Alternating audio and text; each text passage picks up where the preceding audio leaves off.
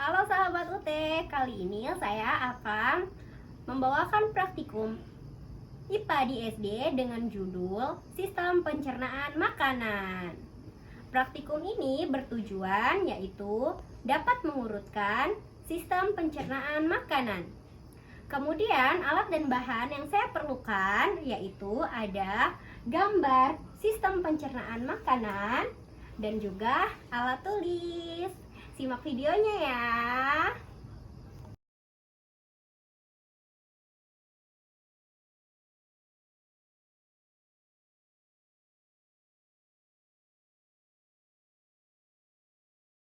Teman-teman, kita simak lebih dekat tentang sistem pencernaan makanan pada manusia.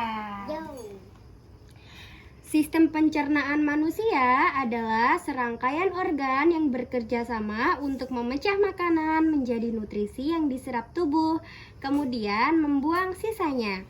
Urutan saluran pencernaan yang tepat yaitu adalah mulut, kerongkongan, lambung, usus halus, usus besar, dan anus. Yuk kita bahas lebih detail lagi supaya teman-teman lebih paham. Supaya teman-teman lebih paham tentang sistem pencernaan makanan pada manusia, yuk kita simak detail lebih lengkapnya.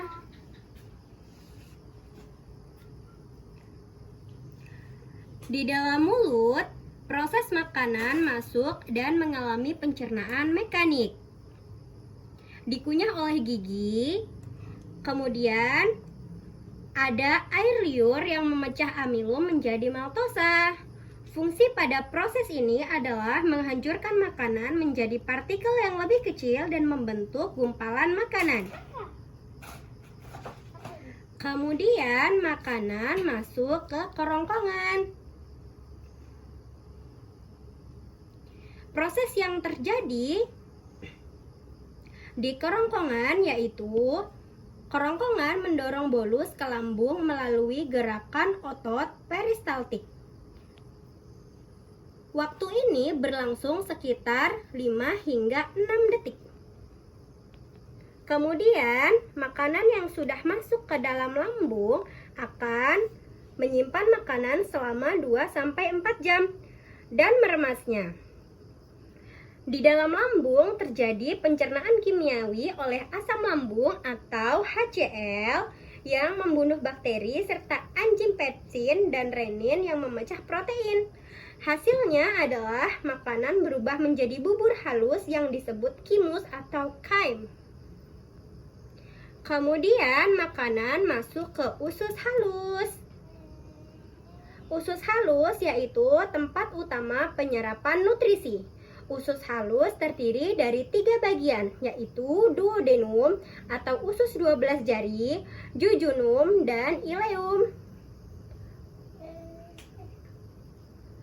Fungsinya yaitu enzim dari pankreas, ada amilase, lipase, dan tripsin, dan cairan empedu dari hati memecah nutrisi, yaitu berupa lemak, protein, dan karbohidrat secara maksimal, lalu diserap ke dalam darah. Kemudian makanan masuk ke usus besar. Di dalam usus besar terjadi penyerapan air dan elektrolit dari sisa-sisa makanan. Fungsinya yaitu memadatkan sisa makanan atau feses dan membentuknya dengan bantuan bakteri baik. Bagian akhir usus besar yang berfungsi menyimpan feses sementara sebelum dikeluarkan. Ketika rektrum penuh, saraf mengirim sinyal ke otak yang menimbulkan keinginan kita untuk buang air besar. Kemudian, selanjutnya proses akhirnya ada pada anus. Fungsi anus yaitu sebagai lubang tempat keluarnya feses atau defekasi dari tubuh.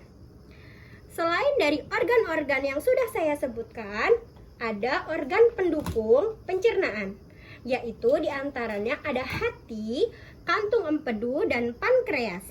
Fungsi hati yaitu menghasilkan cairan empedu untuk mengemulsi lemak.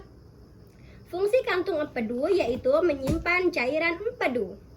Kemudian pankreas menghasilkan enzim pencernaan yaitu lipase, amilase, dan tripsin. Sekian dari penjelasan saya, semoga bermanfaat.